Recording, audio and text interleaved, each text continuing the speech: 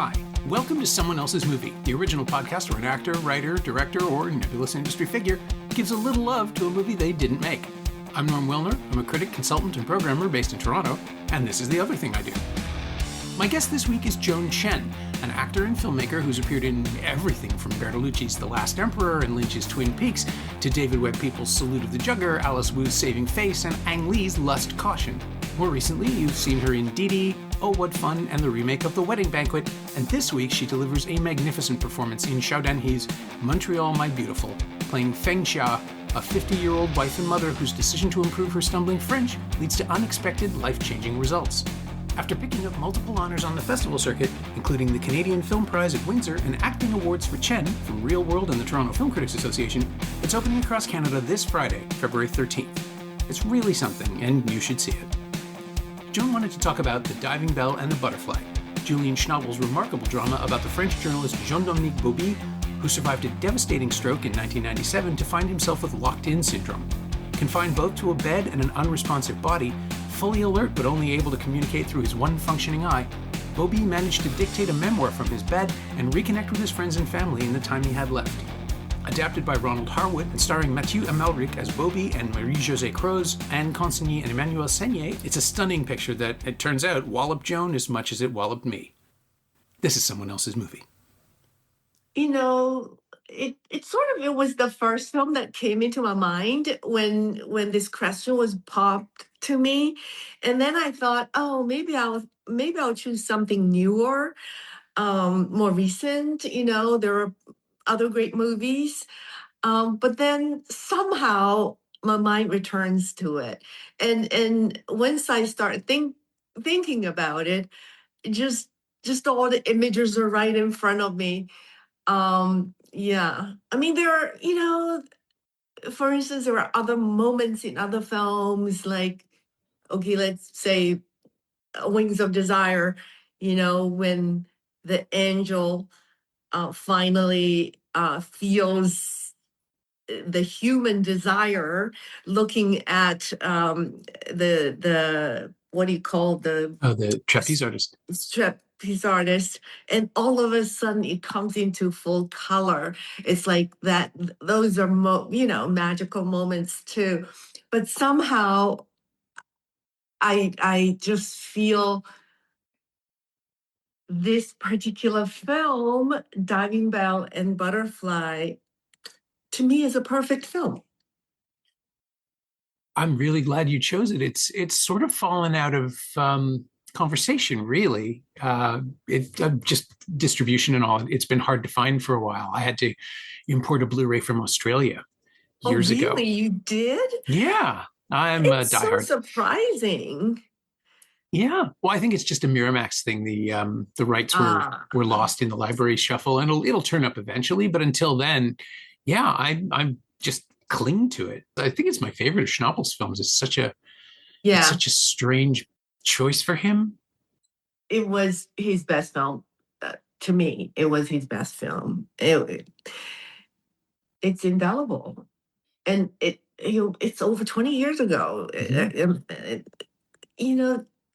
When I first saw it, I just remember just being so inspired. My eyes were just glued to the screen. It's so sumptuously cinematic, and that's how cinemas should be. That's how cinema should be, I should say. Yeah. It's hard to explain, I guess, because it's a slight period piece. It takes place a few years before it was shot. It feels even more so now, but it feels incredibly contemporary post-COVID. I don't know how to explain it, but the idea of sickness and nursing and people caring for each other from a distance, the way Jean-Dominique Jodot has to be connected to people, it felt very modern somehow. It's certainly in cinematic storytelling, it was one of the best ever. We want to see things that is not our naked eye like see ordinarily. Of course, we want to see that too. But, we wanted to see farther away. We wanted to see closer.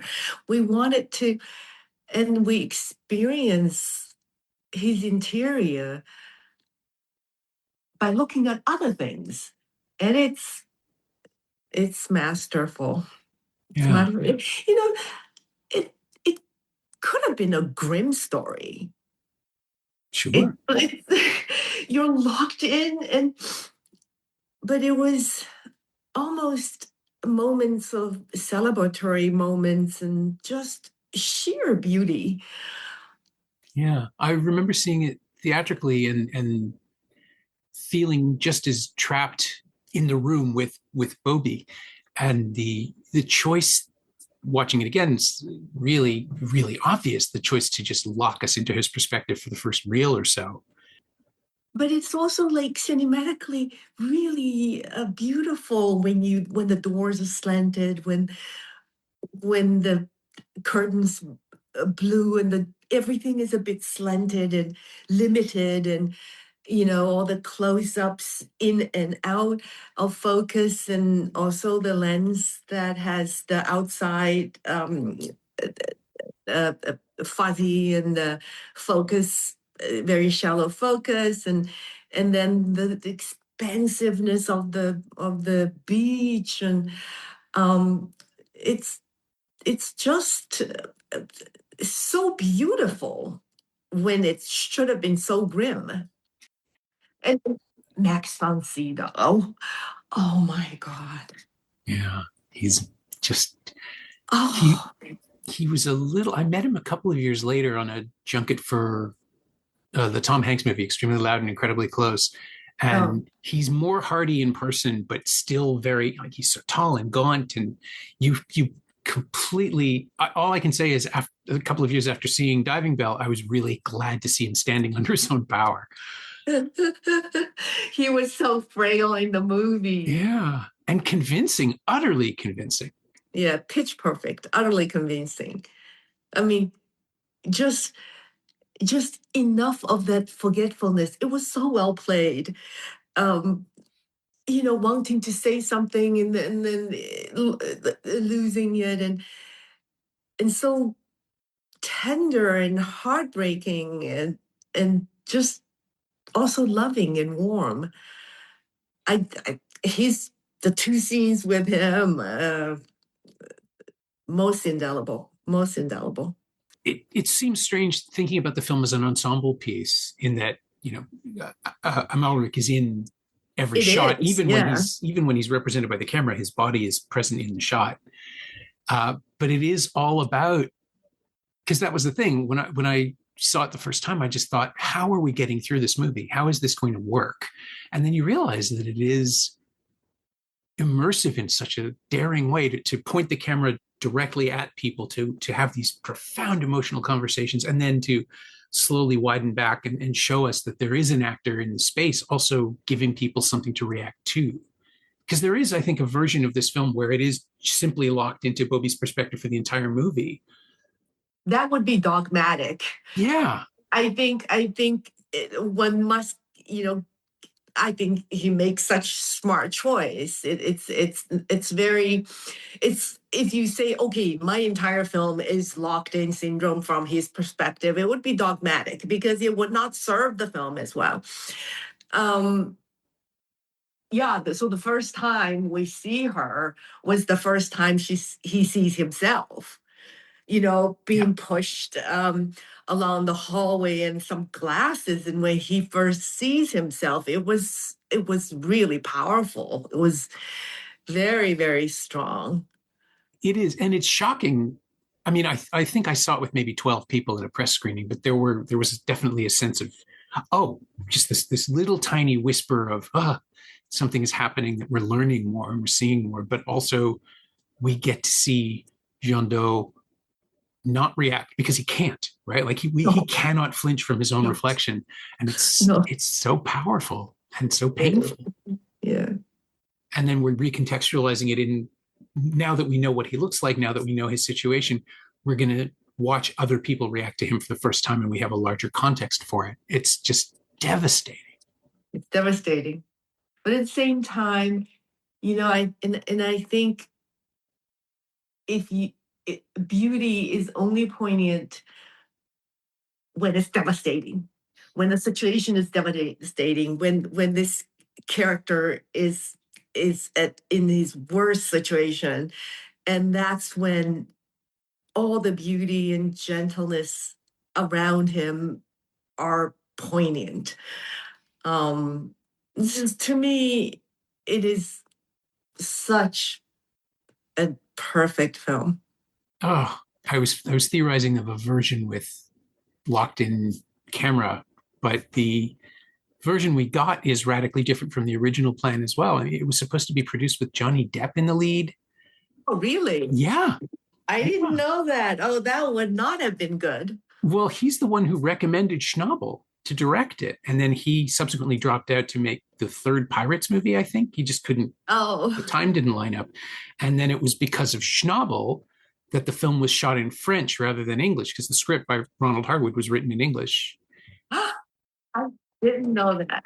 Yeah, everything about it had to line up just right to get the movie we got. And, I'll personally always have a soft spot for Marie-Josée Croze. She's Quebecois, and I got to watch her entire career here before she went to France.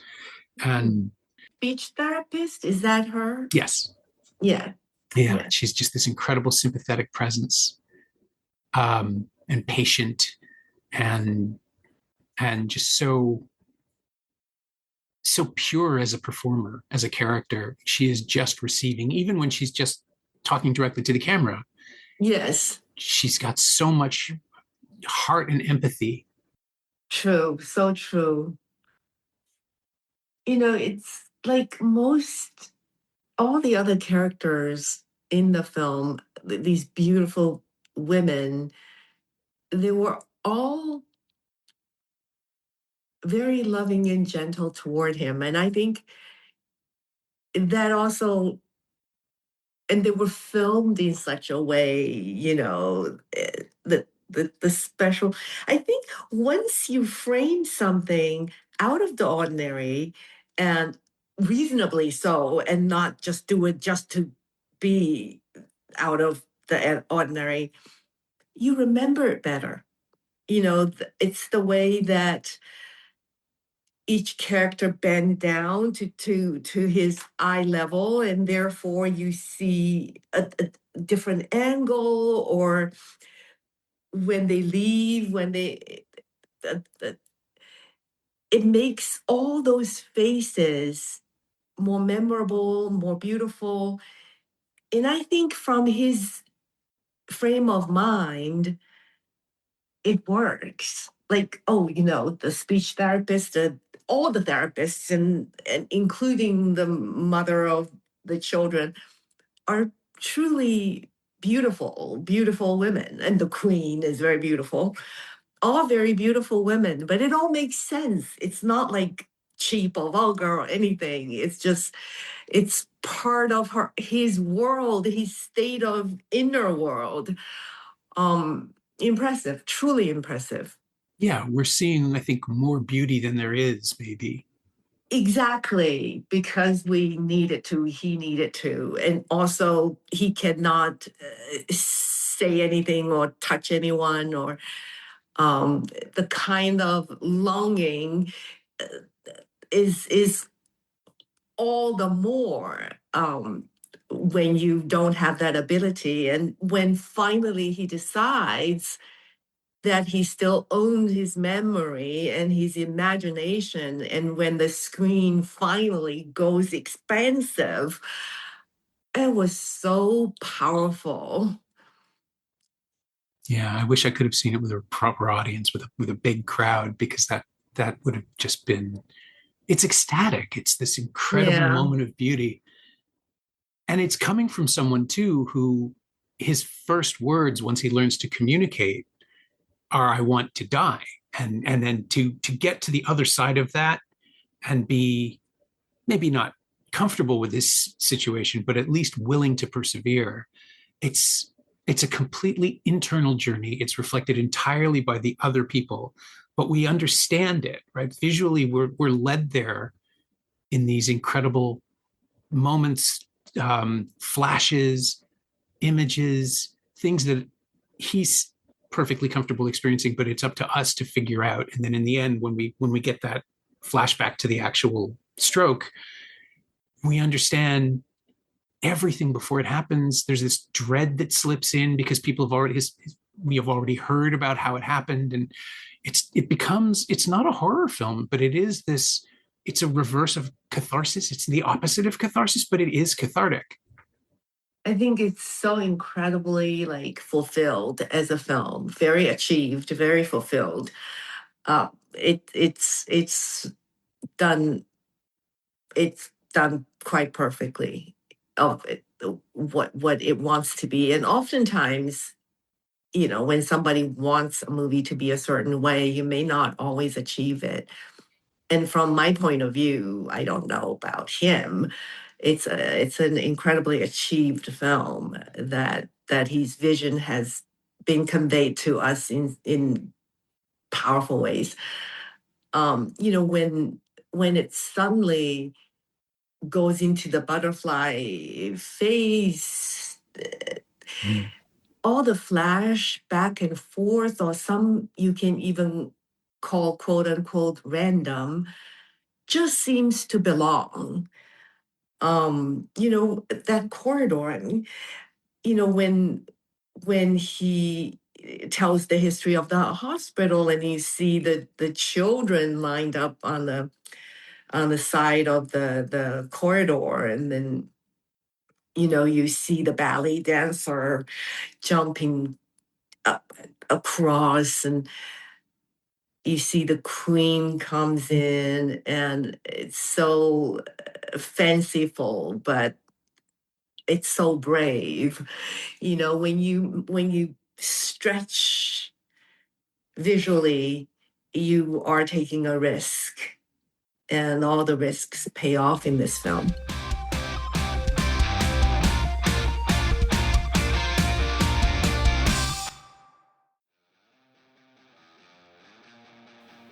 Hey, it's Norm interrupting my own show to bring you up to speed on Shiny Things, my newsletter about physical media, culture, and the odd streaming project. Last week, I wrote about the new releases of Richard Linklater's Blue Moon and Osgood Perkins' Keeper, and of course, there was my regular Friday dispatch of recommendations for the paid tier. Want to see it? Sign up for a 14-day free trial at shiny-things.ghost.io or find a link at the Semcast Blue Sky account. Do you like reading about movies? I like writing about them. Come check it out.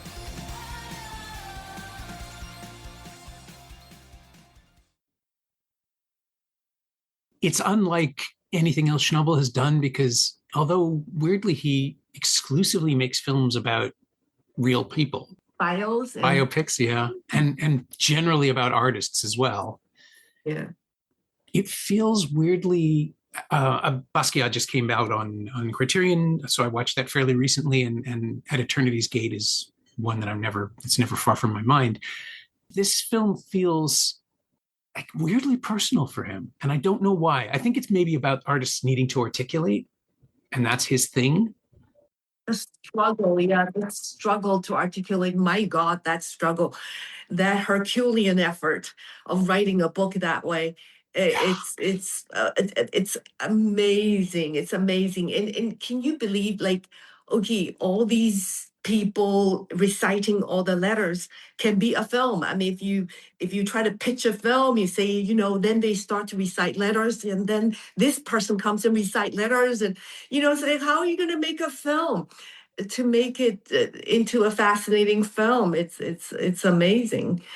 I didn't think about it that way. Now that you've brought it up, yeah, I think it's about the artistic struggle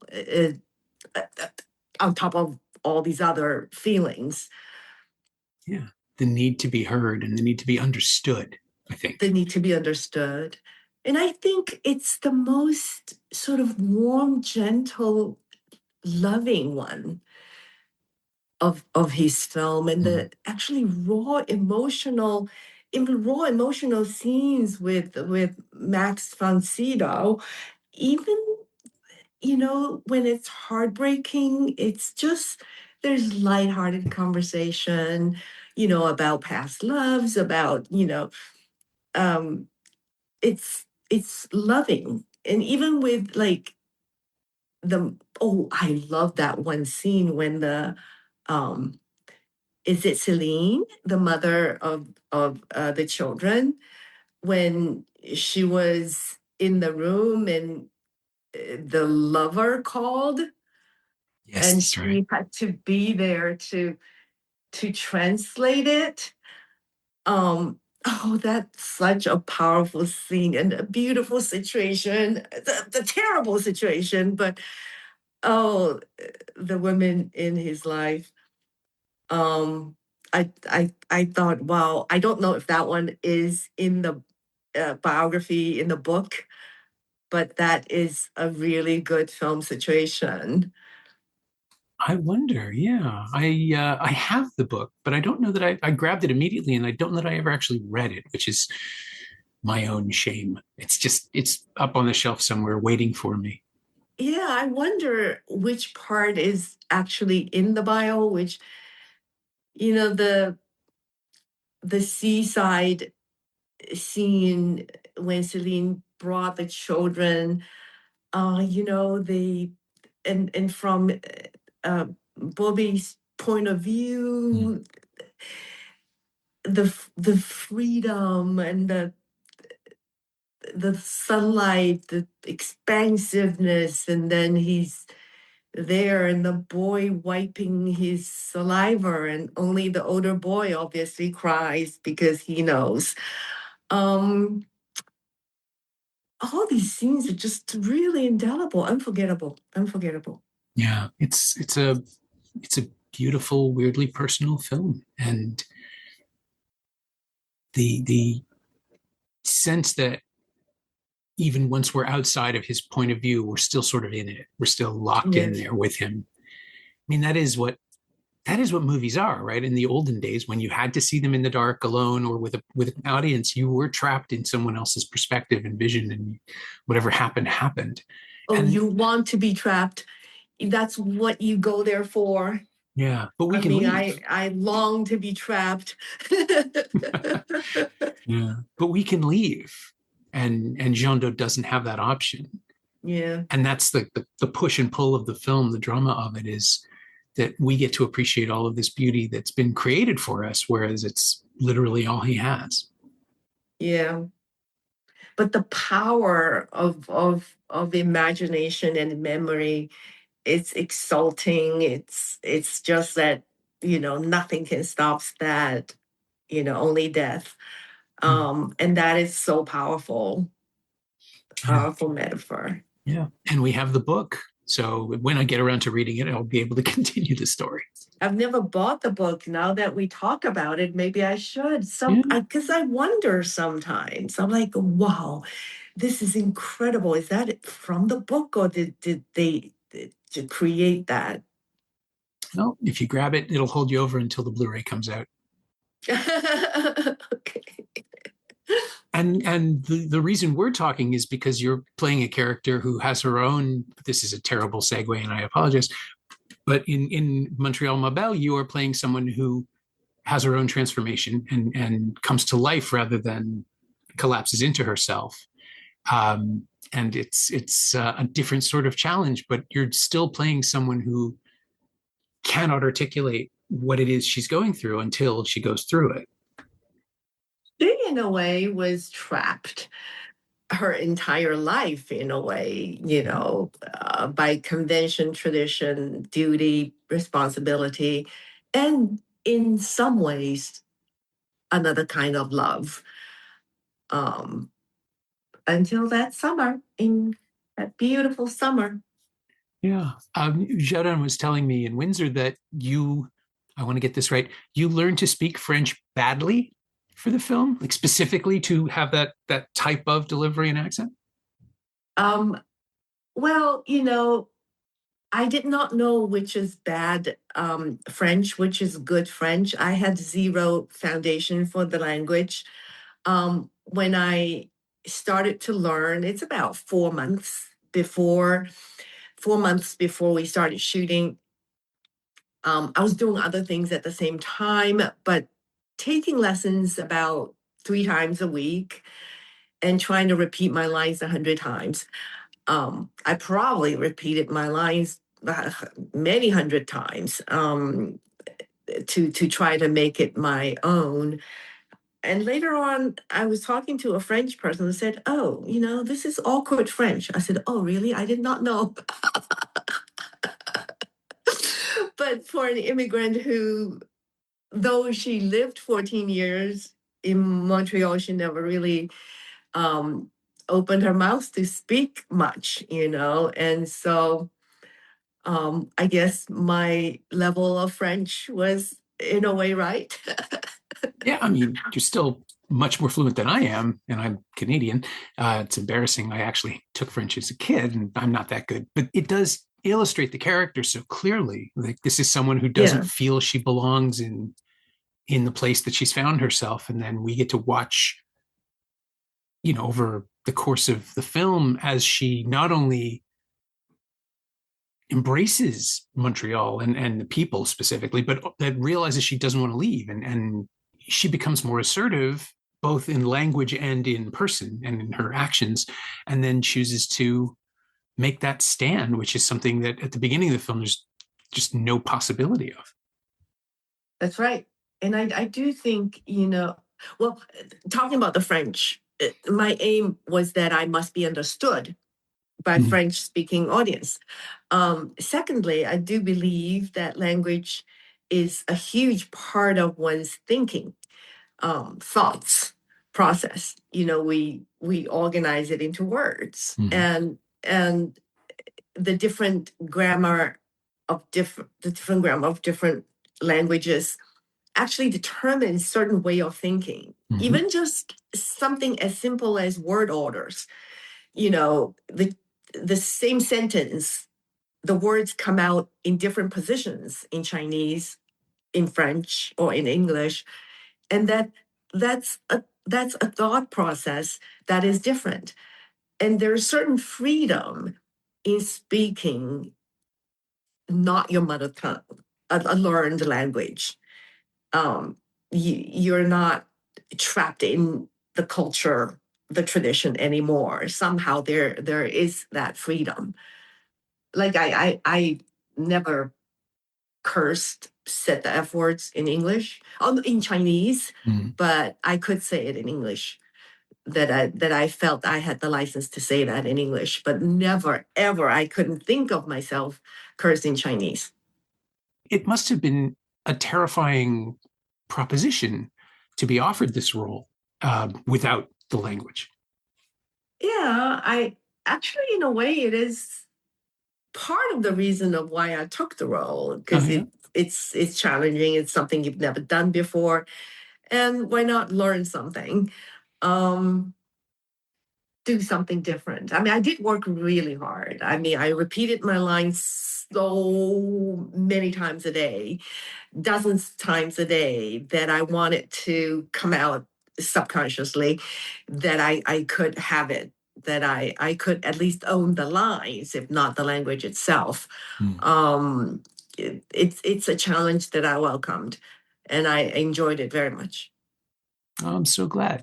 I usually end the podcast by asking the guest if there's something from the film they've chosen that they've used or borrowed. This feels like a bit of a stretch for Diving Bell and the Butterfly since it's such a specific work, but is there anything that you've used as inspiration subsequently? Subsequently, yes, but not particularly to Montreal, my beautiful. No, um, it's just the way of the visuals Mm. and the memory and imagination. How do they look like on screen for someone who's so limited? Who It's mostly an inspiration of the possibility of cinema. I still think there's nothing like it. Not Yeah. not before, not after, not since. It's that possibility, and also the beauty of seeing something completely different from your own lens, human lens, um, as a normal functional person, to enter using the visual to bring you to someone's inner world. It's especially inspirational because it shows you an inner world. It's easily said than done, because you only have the outward world, actions, sounds, but how do you, it's the worst, it's not the worst. It's the hardest thing for a film to do, is your inner dialogue, is your inner world, because it is a motion picture. It depends on your action, your motion. And for this film to give you such profound inner world, a rich inner world, that is the inspiration. That is something I want to remember, that we don't necessarily use action for action's sake. We can use action to actually express something so private. That is the inspiration. I can see that. I mean, it's what Ebert said, right? The empathy machine, a movie that allows you to be someone else for a little while and then leave hopefully changed. Yes, you certainly leave changed. And it's the kind of like you're so deeply moved, but it's not the film you cry throughout. It can be cheap that way. I mean, the only moments that I cried, I think it's the two Fancito scenes. The other scenes, you were deeply affected, you're deeply moved by the beauty of it, by the spirit of it, by its own expansiveness, the imagination. But it's not a cheap, like, tearjerker. It's moving in a very, very profound way. So that is something, maybe I'll go see it again now.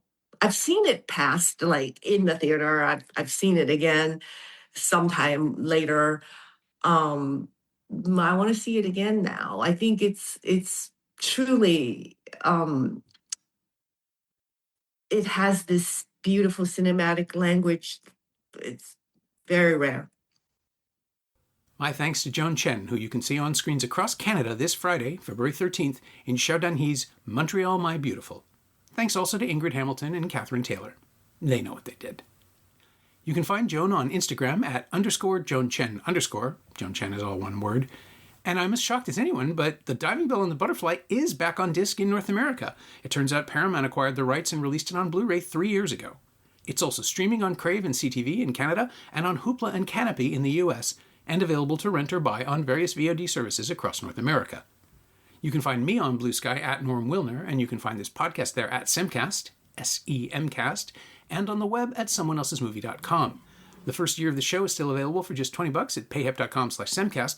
That's the first 52 episodes of Someone Else's Movie, 40 of which aren't currently available anywhere else. And check out my newsletter, Shiny Things, at shiny-things.ghost.io. I think you'll enjoy it.